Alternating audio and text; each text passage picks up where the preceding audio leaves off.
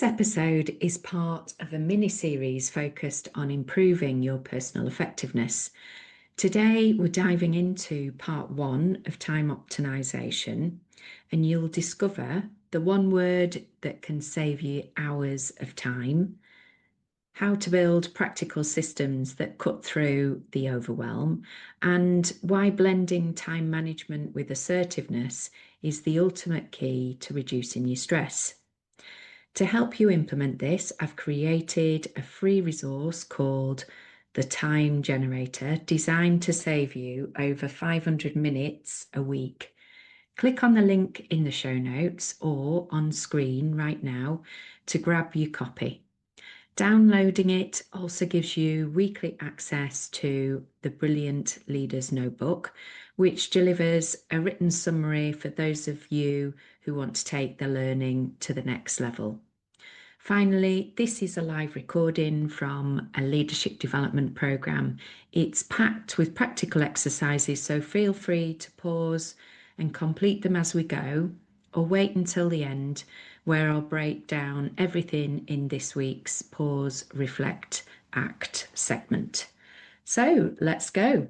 Hello, it's your leadership coach, Estelle Read, and host of Optimising Leader Brilliance, the place for calm, confident, and strategic leadership. Stay tuned to the end for a mini coaching and reflective practice. Find out more about my services by heading over to estelleread.com. So, welcome to Module 7. We've only got one more content module after today. So the final content module will be stress management. And do you remember me saying that assertiveness, which we did last module, time optimization or time management, and stress management, they all interlink. So last session, we were looking at how we can be more assertive so that we sometimes say no to people so that stuff doesn't come onto our metaphoric production line, how we give feedback, and also how we make requests. And by optimizing that aspect of our communication, we can have less on our production line. And we're going to talk today about the practical implications of how we manage time. And it's a really important module because when you look at the statistics, we have the same amount of information to process in a week that our ancestors processed in a lifetime. So it just goes to show how much information we're bombarded with, how much we have to deal with. And so therefore, we need systems to be able to reduce that overwhelm and to stop some of that stuff coming on our production line. Now, I come from a position of being the world's worst time manager. I remember when I went I went from administration into a professional human resources role. And at the time, I had a boss who would send me lots of emails overnight, and in every email there was an instruction. And I can remember feeling overwhelmed, stressed, and in fact I tried to resign from that role. It was 6 weeks before we were due to get married, and my husband said, look, if you want to get married in 6 weeks, then you need to carry on with this job. So I did. But part of being able to carry on with that role was learning to manage my time. And back in the, must have been late 90s, they used to give you a filofax. Did anyone else have a filofax? Yeah, oh, I can see him nodding. Yeah, that's right. Yeah, and actually, metaphorically, it is good for organising your thoughts. So we'll do some system stuff today, or as in your time management systems, but there's also going to be a lot of personal reflection today, and you can reflect on what your development areas are from a time management perspective, and then we'll get into, come on, now let's take a deeper dive and focus on what you're going to improve, and I'll share useful tips and theory. So that is the plan. So in terms of the content, We will begin with actually what's most important to you, both in your role at work, but also in life, because sometimes I am a recovered workaholic. I really love what I do. And there's a famous quote from Parkinson's Law, which is about work will take whatever time you give it, basically. So, with that in mind, we have to think about what are my habits, what are my routines, but also thinking about how much time am I actually going to give to work. So, I have to have work time boundaries. So, we'll be talking about that, but also how we make ourselves more efficient and more effective. Now, again, I come from being neurodiverse, so I am not naturally a good time manager, and there are certain hacks that I use in order to keep myself on track. So, for example, I can be hyper focused, but it means that sometimes I feel like I get sucked down a rabbit hole, and so time just disappears. So, how do you cope with that if you have that type of scenario? And I use things like this timer. I don't know if you can see it on my screen. Let me just see. Yeah, so I use a manual timer like that. So, when you're all in an exercise, it's no good me watching my watch because I will just get distracted or get sucked into another activity. So I have to use manual tricks like that. The other thing as well is for anyone that's neurodiverse is that sometimes we can get sensory overload. So working from home for me is perfect because I only have these four walls. But in the olden days, when I used to work for the law firm, worked in a big office block, and I found that tough. And I'd come home at night with red cheeks, and it was because, so when we get sensory overload, it's to do with over processing of sounds, sights, feelings. So anything to do with the senses, our senses can get overloaded, which can impact our effectiveness. So, yeah, it's just working out what does and doesn't work for you. And some of the things that I share with you, you might think that's really impractical for my job. So set that aside and just cherry pick the things that work for you today. But we will be looking at how do we optimize our work around our body clock, but grouping tasks together, but also how do we time block our diaries. And then we'll look at who is it that distracts you and also wastes your time, and what are your time wasting activities and how can you save time. And then we'll look at people and time boundaries. From a coaching perspective, when you're coaching your team members, you'll be able to, there's all sorts of activities in there, and you'll see some of the coaching models in there actually. And then the other thing that we've got is something called the time generator. So this is useful for home life. If you add it all up, if you apply what I've suggested, you can save 500 minutes a week. And that's quite a lot, isn't it? And it's little hacks around, for example, I'll have to whisper, I use Alexa to manage certain tasks. But as I say, loads of tips in there, and I thought you might as well just have that as resources. So here's that time generator, and you can access it either by heading to the show notes and you can download it there, or you can see a link here on screen. Okay, we're going to get straight into an activity. You're going to reflect on which aspects of your time management work well, but also which aspects could do to improve or change. So, as some prompts, we've got, you could think about getting focused on what's important in your role. How clear are you about that?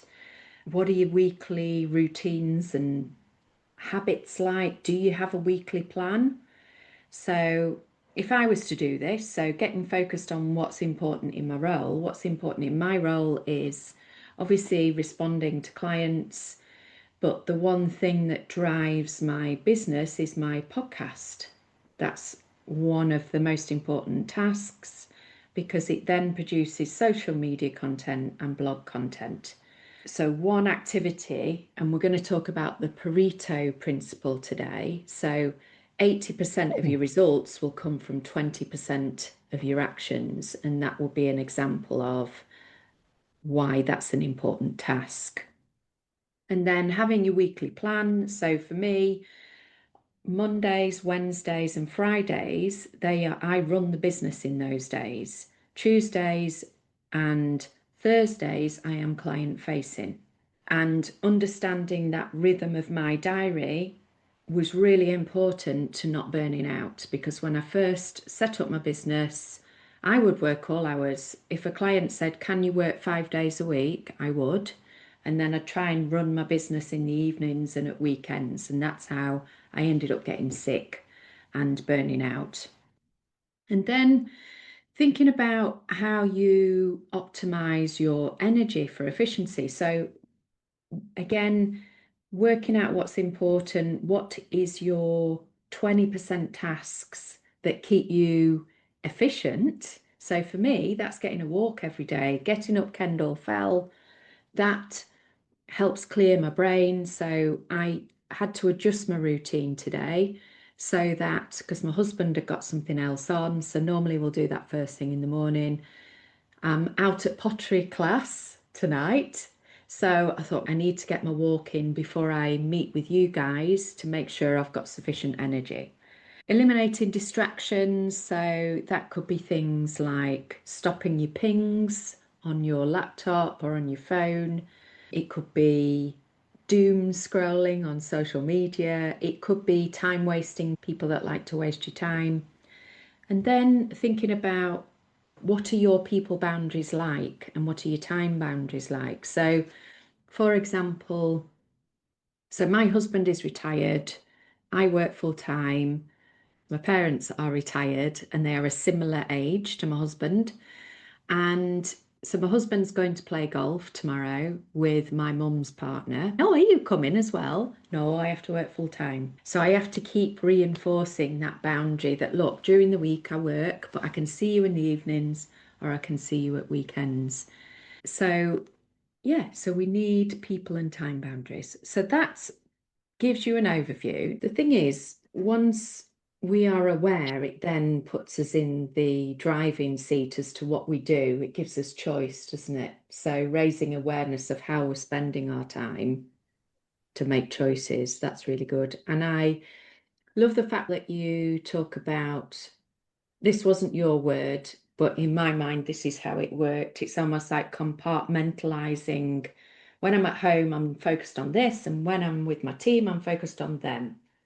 And yeah, I think that's a really good tip for reducing overwhelm as well, because you can't be omnipresent, can you?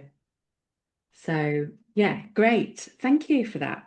So we're going to move on to focusing on what's important. This is the quote that I was talking about earlier, Parkinson's law: work expands so as to fill the time available for its completion. So, when you were saying earlier about when we're enjoying a task, sometimes it might take us 10 hours, but then we are giving our time away for other activities, aren't we? And it's the same principle. When we say yes to a task, we're actually saying no to ourselves. So if I say yes to doing this, I'm potentially saying no to time with my family, no to going to the gym, no to focusing on my priorities, my main priorities. I work a lot in the legal industry, and those lawyers that have the biggest performance issues were those that would enjoy giving their knowledge away. So I remember one gentleman, he was sat in the corner of the open plan office and he was like this fountain of knowledge. He'd been a lawyer for many years, but he would give his time away freely because it flattered his ego to be able to share his expertise and knowledge, but then he wouldn't get the main aspects of his job complete, which was earning. Can you do a little thing to help me out? And that's to simply hit subscribe or the follow button now, wherever it is that you're listening. So that's maybe on YouTube, Spotify, or Apple, because that will help the podcast get found by other people. And that then enables us to keep going because we continue to keep growing. What would be 5-star amazing though is if you could also leave a review. I really appreciate it. Thanks for your support. He was earning fees, and so then he'd end up on a performance review because he wasn't delivering what was important. So let me introduce you to the rocks, pebbles, and sand metaphor. The idea is we have a big glass jar which represents how much time we have in a day.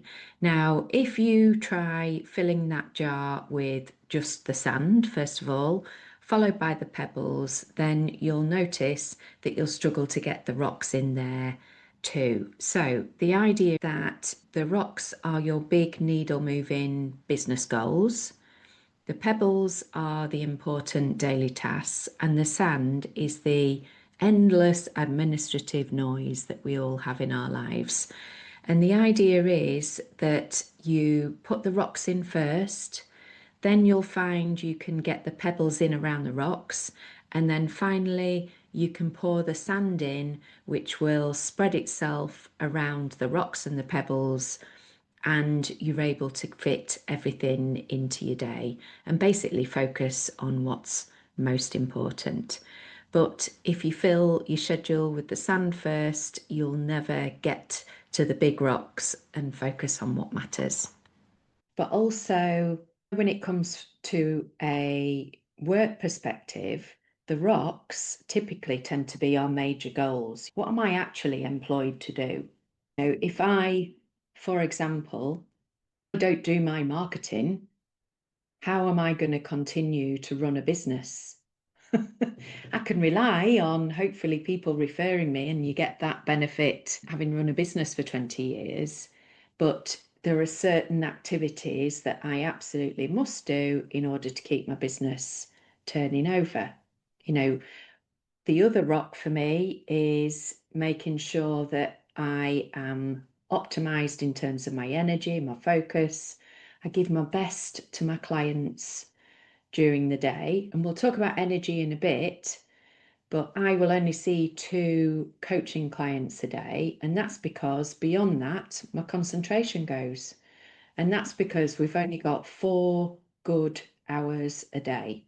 The rest can be filled with those pebbles and sand, if that makes sense. So a pebble might be producing a report for somebody that you work for, and it will be noticed if you don't deliver on that report.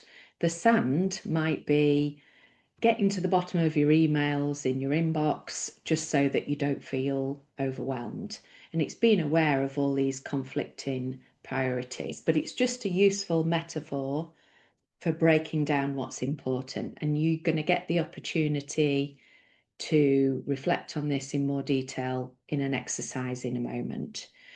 So the other thing to think about is when we are prioritizing and planning our work. So sometimes it's thinking about this axis. So how urgent is a task versus the importance of a task, which is why it's important we reflect on and think about what are the most important things in my role and in my life. So if we look down here, so if it's low urgency and low importance, then we can bin it or delete it. For example, yesterday, somebody was sending a phishing email, and everybody had been copied to this massive list, and everybody was responding to this email. And within probably about 15 minutes, I must have had about 100 emails in my inbox. And I thought, you know what, I could try and resolve this. I could look on a Google AI and work out how to resolve it, or I could just leave it, bin it off, and wait for it to resolve itself. And it did. So I let all the emails come through, and then somebody resolved it. Then if we've got low importance but high urgency, is it something that can be delegated? So my team are my family, but also the external people that I use to do things that I'm not good at. So, for example, I've got a lady who does my VAT return or tax return. So, yesterday afternoon, I was filling in the detail to send off to her. I'll delegate that. If I hadn't sent it yesterday, then it could have delayed my VAT return being done on time. Then we've got the firefighting corner or quadrant. This is the horrible quadrant because it's high urgency and it's high impact. So, for example, the other week, so every Tuesday, my podcast is launched and my website went down. There are links to various things on my podcast. So that for me was a firefighting moment, first thing in the morning. And as a result of that, I've got a meeting with a guy to prevent that in the future, an IT guy who can take care of that for me because it's starting to get on my nerves. So I can email him and say, it's gone down, can you sort it out? And then we've got low urgency but high impact.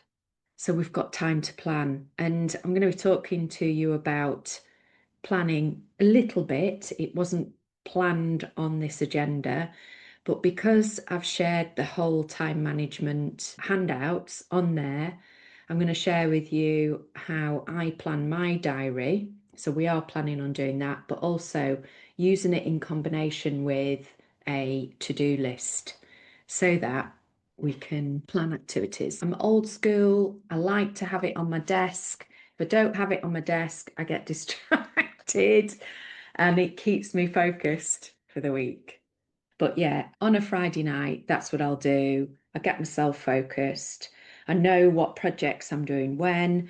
The other thing I do with my calendar, and this was a real game changer, was so this is your time boundaries, is I plan certain activities on certain days, which I'll come on to actually when we get to your routines.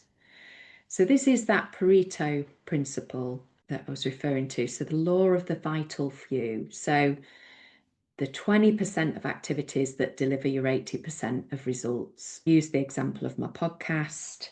So in the olden days, I tell you what I used to do, it was so draining. You could do one social media video a week and maybe one other post, and that would see you through. Now with AI, the social media feed is so saturated.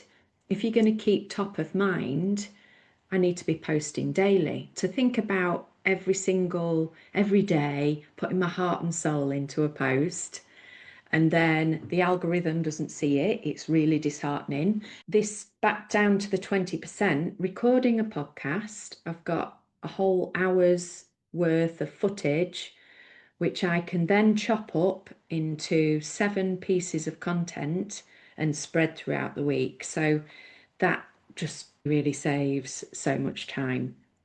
And then, so this morning, the podcast that went out this morning, it's connected to a social media influencer. He's got over 1 million followers. And one of the things, so again, this is the 20 to 80% of the results. So because he's got such a big following, the podcast has really taken off. It's not down to me, it's down to his popularity. But again, it's thinking about what's my strategy, who is it that I would like to work with, and what results will that deliver? It's having that reflective time. So it's thinking about what are your 20% tasks. So next section, so establishing a weekly plan, routines and habits. So the idea of this is that when we use a habit, so a habit is something that we can do without thinking. So you've probably heard me say, at best, we are 5% conscious choice. At worst, we're only 1% conscious choice. Those of you that drive, you'll notice that you drive unconsciously. So you're not thinking mirror signal maneuver, you are unconsciously driving, and it's the same with routines and habits. So you might have experienced this. For example, when you move house, I know that when we relocated to the Lake District, not only was our house different, so I had to consciously think about where was I putting my mugs when I was unloading the dishwasher, but also when I wanted to go shopping, I had to put satellite navigation on to take me to the shops because we were in a new area. And all of that takes extra time. We're less efficient. Whereas if we can do things routinely, it's a bit like Steve Jobs. The fewer decisions we have to make, the more routine we are, the more efficient we are. And you'll probably be aware that he used to wear turtlenecks. So there's no decision fatigue over what to wear each day. He's just going to wear the turtleneck. That's his uniform. So it prevents firefighting. It allows us to plan. And it's thinking about what are our daily, weekly, monthly, annual, quarterly routines. And then finding a way of capturing those so that they don't get us into trouble, as in it's like a last minute, oh, I haven't done whatever it is that you're supposed to have done. But also, if you're a manager or leader and you've got a team, thinking about what are the rhythms for your department. So back to my to-do list, you may or may not have seen. So one of the projects on there is always my podcast. So I produce one podcast every week. So that's 52 podcasts. That's potentially 52 guests if I don't do the ones, some in between, which I do occasionally. At the start of the year, that can feel quite overwhelming. Oh my goodness, how am I going to find 52 guests? But again, it's breaking it down into those micro habits that makes it less overwhelming.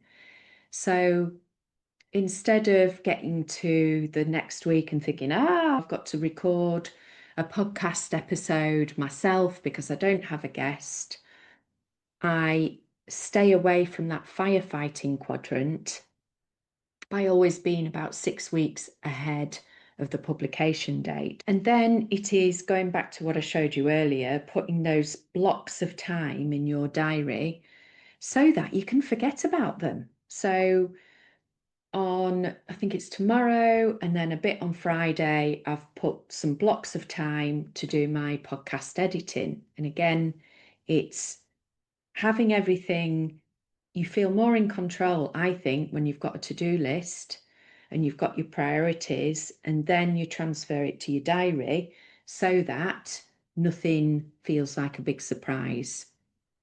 And then it's setting up. And the trick is with these reminders that pop up is not to keep dismissing them, is there? And then they all tend to build up. But I use it from everything from birthdays. So I use it to manage life as well. So all my birthdays go on. So they're constantly on my phone. So I can always see what reminders I've got coming up, but they will pop up in the morning. So, I was saying I need to post a reel daily on Instagram. I'll get a reminder that pops up in the evening on my phone. It's systematizing things, but it's also working out what your weekly rhythm's going to look like, but also your daily rhythm. Now, if you're checking your email every 5 minutes, and it's dead easy to do these days, isn't it, on our phone, that's 24,000 times a year. So when we are constantly breaking our attention like that, we're not efficient, we're not effective, we're not focused. And focus is what drives our results, being able to focus. So whenever I put this up, people will say, I can't just check my emails twice a day. No way, that just will not work. Adapt it.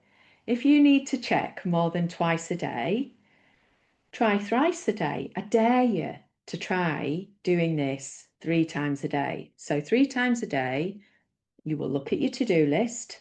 So the acronym is TEMPS: to-do list, emails, messages. So that could be, if you still get written messages, but messages on your apps, your post, if you still get physical post, and social media messages, and batch all of that checking habit together. And this then works with this weekly plan. So structuring your day, so you'll see first thing in the morning is admin. So that you could do your temps first thing in the morning. I'm going to check my emails, my messages. You can really tell what a person's like by the way that they organise the phone. So I have one square down here, and in that square I check my health stats, I check my stress stats, I check my horoscope first thing in the morning. I check my podcasts. I'm showing you this, you can't see, can you? Podcast. I check all my social media stats. And so it's all clumped together. And in the first thing in the morning, that's where I'm checking. Then I'll go to my emails, I'll look at my to-do list, I'll sort out the messages.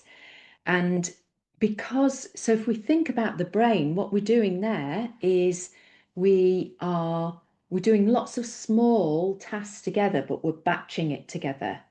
And then once we've done that, we then get into, so you'll see here, might not work for your routine, but you've got to work out your own.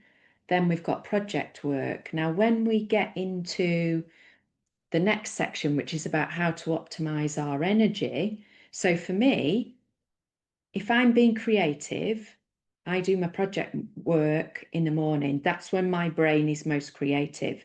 If I try and do creative project work in the afternoon, it doesn't work. It's much slower, it's less efficient. But back to temps twice daily. So you'll see you've got time to do it there at 9 a.m. and then time to close off the day at 4 p.m. Now, again, you will work out what works for you. You'll see lunch is blocked out, and then let's say, for argument's sake, it works best for you energetically to have client appointments or to have meetings in the afternoon. Then that's where you try and schedule your meetings. Now, with the best will in the world, and I appreciate some of you will have open calendars, I don't expect perfection. It's just thinking about what are the blocks of time I have and how can I best organise my week. So if you were to look at my weekly plan, Mondays, as I mentioned, Wednesdays and Fridays are running my business. So I will do so I'll have the same admin slot across the same week. I will do my project work on Mondays and on Wednesdays. And then on Friday, I might do my billing and my accounting and that type of thing. But you will work out what rhythm works for you. So what you're going to do now is you're going to have a go at sketching out a routine that would work for you. But having looked at and focused on what's important in my role, what are the major chunks, if you had a blank canvas, how would you reorganize your week? So you'll see there, having thought about what your ideal week could look like. And can I just say that with some clients, this can be life-changing for them, mapping out their ideal week. Or the other way that you can use the weekly plan activity is to map out how your week is in reality.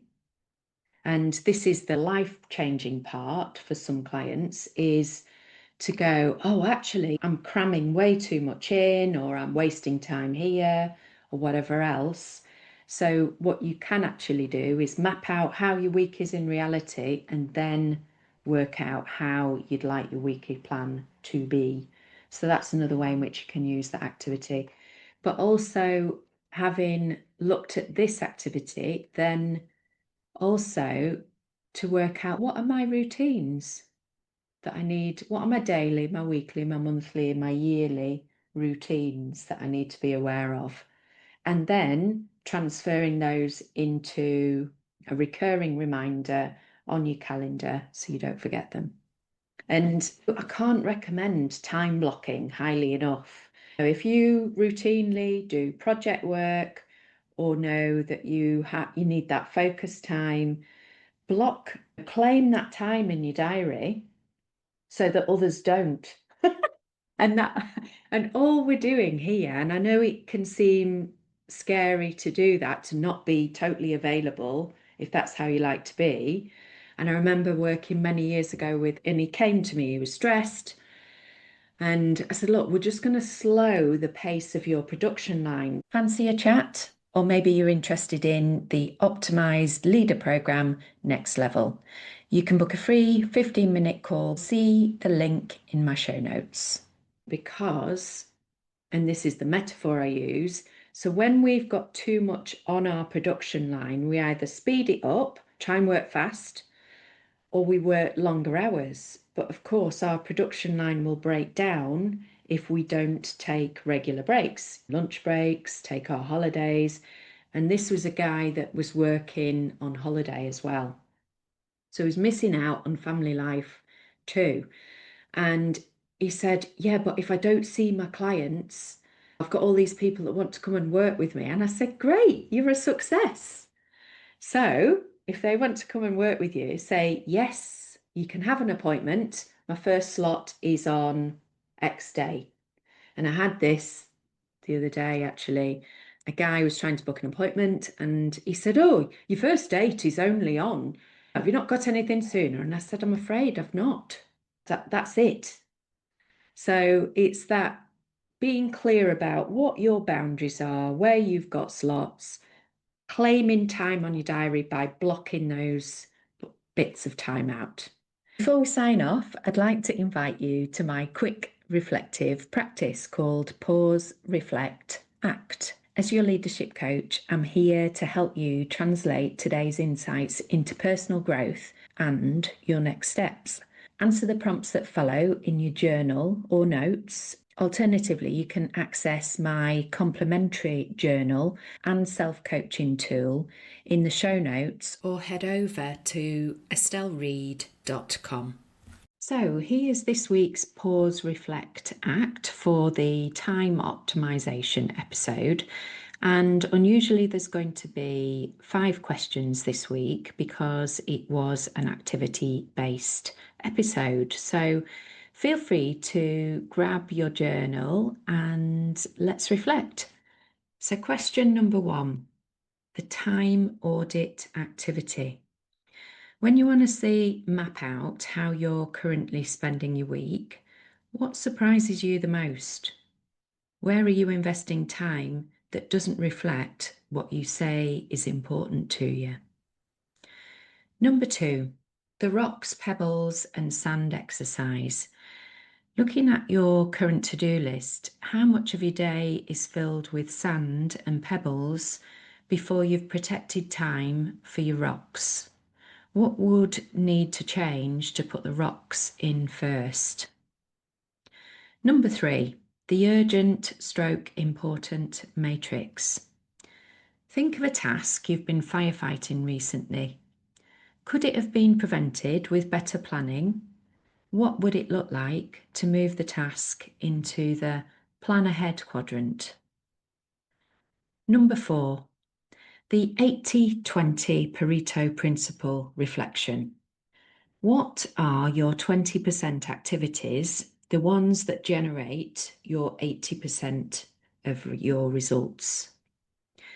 How much of your week are you actually dedicating to them, and what is getting in the way? Number 5, the ideal weekly plan activity. If you were to design your ideal week from scratch with time blocked for your priorities, your energy peaks and your boundaries, what would this look like? What is the one thing you could implement in your diary this week? If you'd like to be notified when the next episode drops, remember to subscribe. If you found this episode helpful, please share it with someone who might benefit. Finally, if any of these topics have sparked your interest and you'd like to work with me, you can apply for a free discovery call at estelleread.com. Let's see if we're a good fit. You'll also find plenty of free resources there. I'm Estelle Read, executive coach, speaker, and best-selling author, and this has been the Optimising Leader Brilliance podcast. Thanks for listening. This podcast is for informational purposes only and should not be considered professional advice. Please consult with a qualified professional for any specific advice related to your situation.